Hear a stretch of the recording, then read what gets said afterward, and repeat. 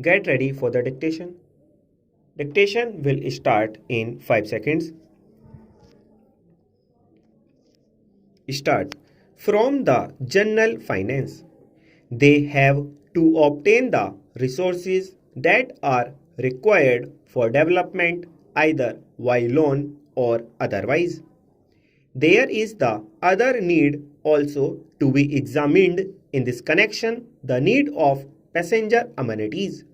Both inside these houses of parliament as well as outside, it has been agitated that passenger amenities are required to be given in a larger and larger number. The second class passengers before independence did not get adequate amenities. In fact, the condition of the bogies, the condition of the waiting rooms, the condition of catering facilities, and the condition of housing, all these things needed much attention. Although the railways have now taken up the amenities program and according to the recommendation of the convention committee, we are now earmarking rupees 3 crores per annum for this purpose.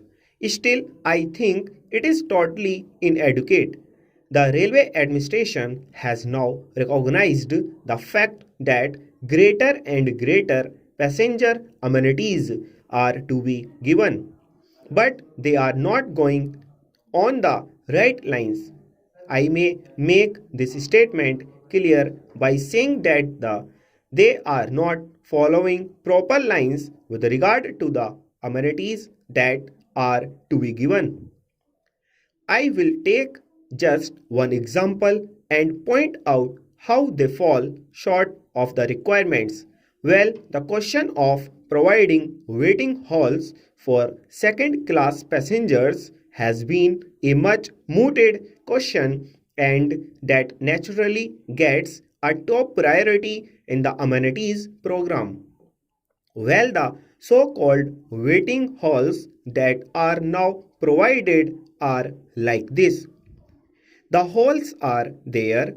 The exit gate from the platform opens into the hall, and the entry gate into the platform opens into the hall. So much so that in fact the hall is only a passage. When people come and go, how can the second class passengers be able to take rest here? That is a question which I have not been able to understand. Secondly, for the passengers who have to wait for a number of years, number of hours in these halls, necessary sanitary facilities should be provided. Now, the sanitary arrangements may be inside the platforms where the waiting passengers cannot go, and if they go and commit nuisance outside, the policeman will be there to hold up them and prosecute them under the police regulations for committing nuisance. So it is not imagined that when passengers are required to wait for them hours, 10 hours or 12 hours in these waiting halls, they should have some bathroom facilities as we have for first class or for higher class passengers. That thing has not been visualized.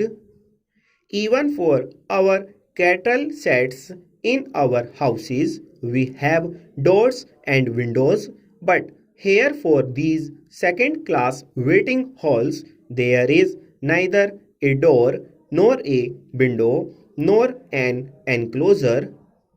This I say to draw the attention of the authorities to think of these amenities in their proper proportion. Their estimate of the requirements of funds for these amenities is an underestimate. The needs for increasing the amenities are large. Stop.